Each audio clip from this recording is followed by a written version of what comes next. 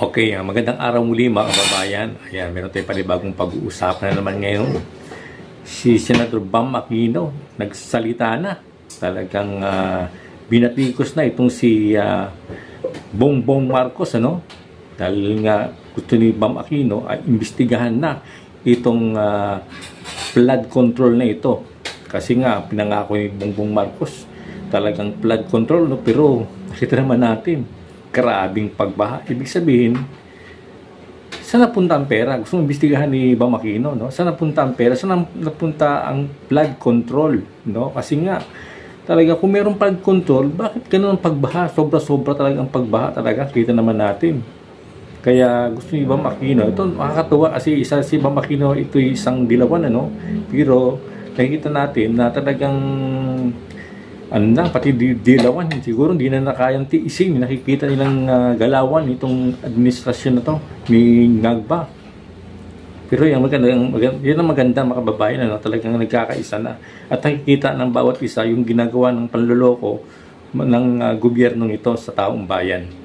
At sa mga pag-uusapan din natin mga kababayan, ano? Itong si Atty. Guanzon nagsalita na rin. Talagang sinabi niya yung bagong Pilipinas.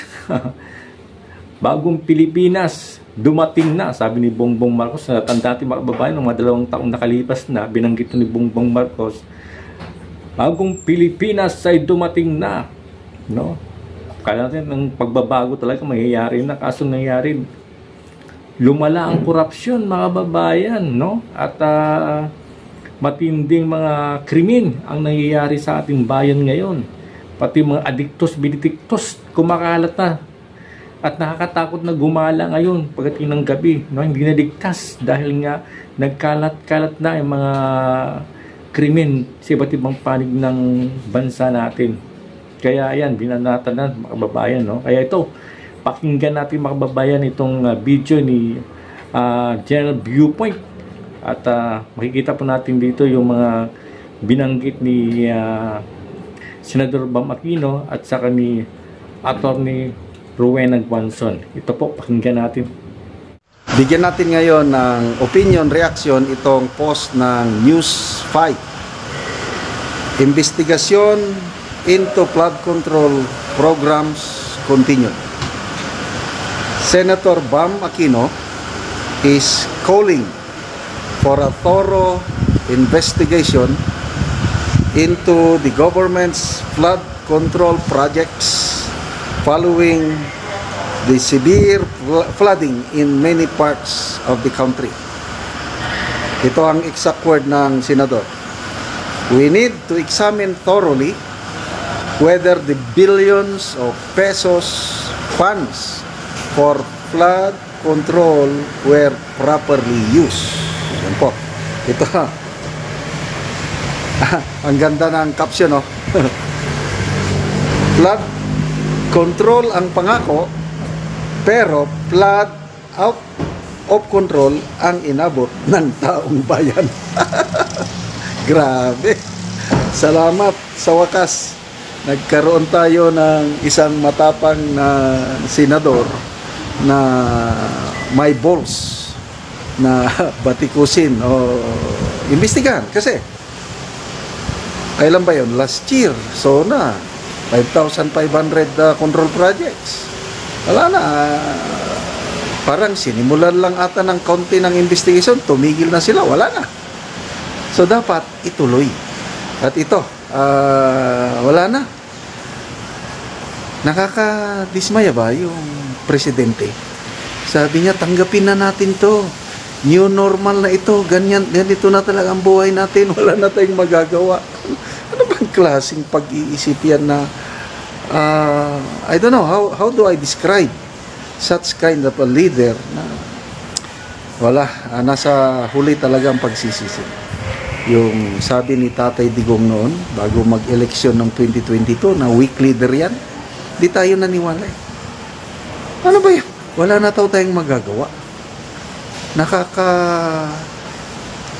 Instead na i-encourage niya ang taong bayan to stay strong, magtulungan, labanan ito, wala eh.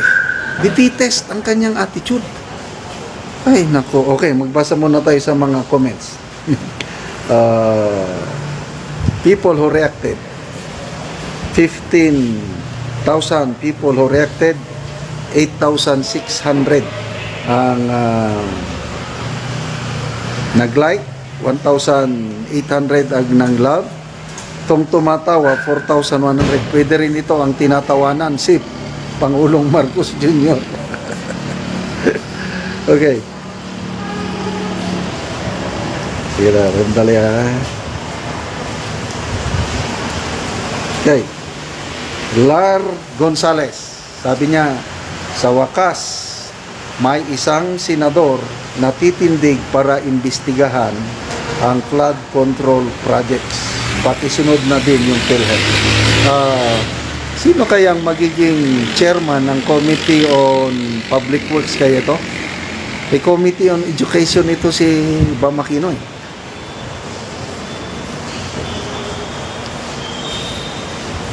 Unahin yung PhilHealth. Okay rin yun, mga 65 to 75 friends ngayon ang nag-uusap. Ano ba ito? Okay, Roderick Abitria. Good, Senator Bam, sana paki-include pati previous administration flood control projects. Yes, pwede. Lahat. Kailangan alam ko, ito yung feedback na re-receive ko, ang mga programa panahon ni PRRD, matitino, matitibay. Kasi, ang narinig kong feedback ganito ha, takot yung mga contractors noon na gagawa ng kalukuhan kasi hindi sila babayaran ni PRRD. Sabi niya, sige, gawa kayo ng substandard na project. Hindi ko kayo babayaran. Sinong malulugi? Yun. Ganon ang style ni Digong. Naririnig ko sa aking mga kaibigan na nasa construction business na ganyan, mga nangungontrata sa gobyerno, meron din daw porsyento noong panahon ni PRRD. Kailang nasa 5 to 10% ang allowed. After that, wala na. Ngayon, wala. Si Mayor Magalong, 45% ang nawawala sa mga proyektong ganyan. So, inimbestigahan. Yung kaibigan kong taga Mountain Province, nagpadala siya sa akin ng picture ng sa bayan nila. Ayun din, Binggit ata sila eh. Pinakita niya yung rumaragas ang ilog doon sa bayan nila. Ang laki ng baha. Sabi ko, delikado palang ilog sa inyo. Kaya ang laki yung baha sa ilog eh. Sabi niya, Kabsat, sabi niya, mabuti na lang panahon ni Tatay Digong. Natakot ang mga kontraktor na makasuhan o hindi mabayaran, kaya maganda ang pagkagawa ng flood control project sa aming bayan, kaya ligtas kami ngayon. Sabi ko, wow. Ngayon, nasaan yung 5,500 na ibinida nung SONA 2024? Tinatanong ng bayan, nasaan? Nandyan, na-overwhelm lang. Yes, na-overwhelm, nagiba, kung ano-ano dyan, kasi nga mga substandard na mga paggawa ng proyekto, pinagkakakitaan. 2025 budget yung siniwalat ni Senator Lacson, billions ang insertion ng mga lawmakers sa kanilang mga distrito para sa flood control projects. Isang maliit na barangay, 1.9 billion pesos ang flood control, isang barangay lang. Isang maliit na bayan, 10 billion. Ganon katindi ang ating kaya ang ganda ng pagkaano ni Senator Bam na flood control ang ipinangako. Flood out of control ang natamo ng taong bayan. Kawawa. Tapos binabaha na nga, binabagyo, sabayan pa ng isang palabiro na abangers. Secretary ng DNR, abangers, nakatulog lang ako sa masarap na bugchi o chibog, ito na, ay nabangan nyo, bagyo, o ngayon, na parang natauhan na, hindi na daw siya magbiro, Kaya pati si BP Sara, pinuna na siya itong si Abagers.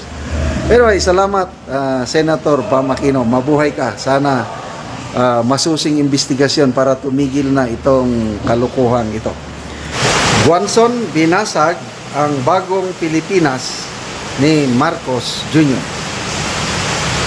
2 taon matapos ang SONA 2023 ni Pangulong Marcos Jr.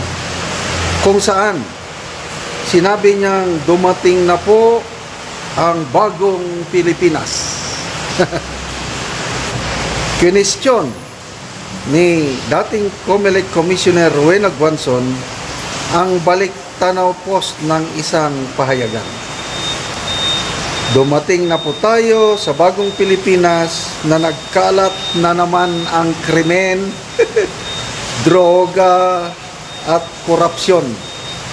Binebenta na naman ang droga kahit umaga sa harap ng maraming tao. Grabe. Ano?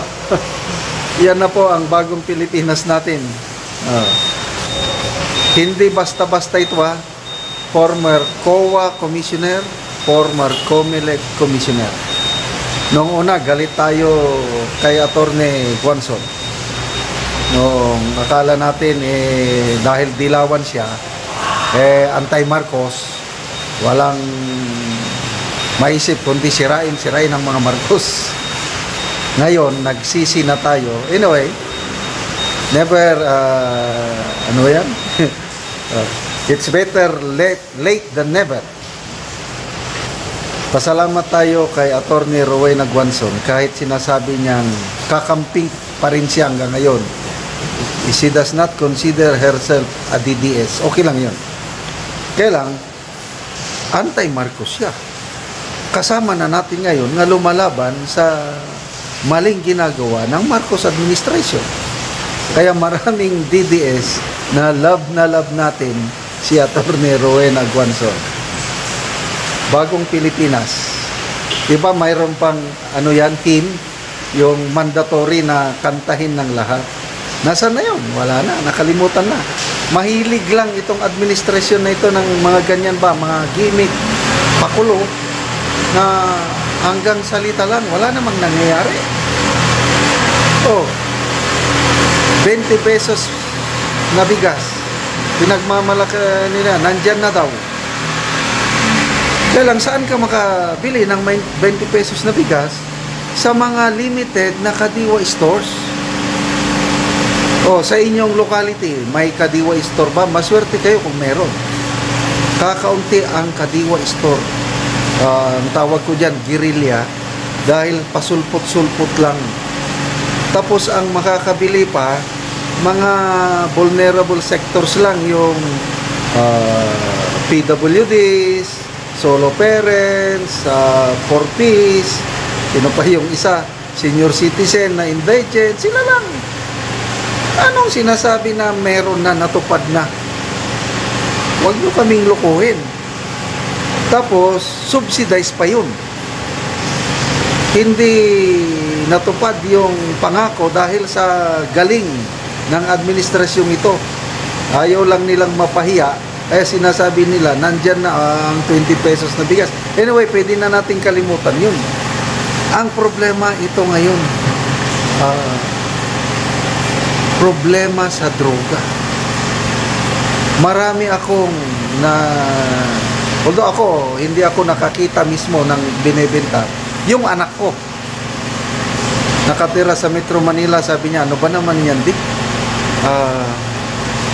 Bulgaran ang paghit-hit ng pulburon. Nandun pa, may malapit pang pulis. Kikita niya. Di ba nung, kailan ba yun? Few months ago, nagkalat sa social media yung pinagmamayabang ba ng mga adiktos, naghihit-hit sila, ipinopost nila sa social media. Ganyan na ngayon. Bakit? Tignan nyo ang nangyari sa Los Angeles. Social Secretary ng Palasyo umamin, hindi lang basta-basta pulburon, coke, may kasamang Mary Jane, at yun, Ginagastusan natin. Mahal, Beverly Hills. Magkano ang bayad dyan? Tayo, taxpayers, gumagastos sa biyahe nilang doon. Anong ginawa? Nag-cook lang, nagmariwana pa. Nalagay pa tayo sa alanganin.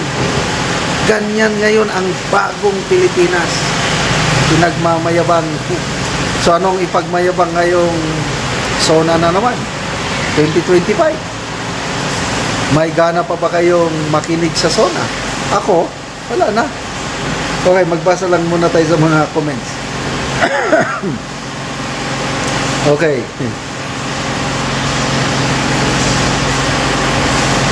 Dinky Maid Dayan Ivan, sabi niya, Madam, we are in serious condition. This is not a joke.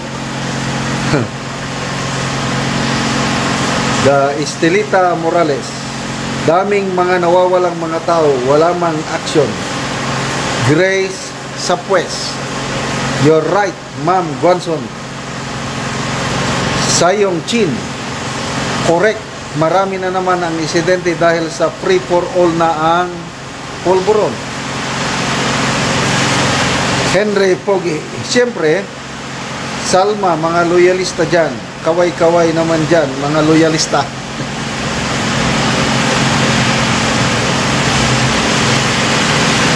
Ronald Diquito, mga nagko-comment, pag ganyan ang mga utak ninyo, lalong kawawa ang bansang karamihan.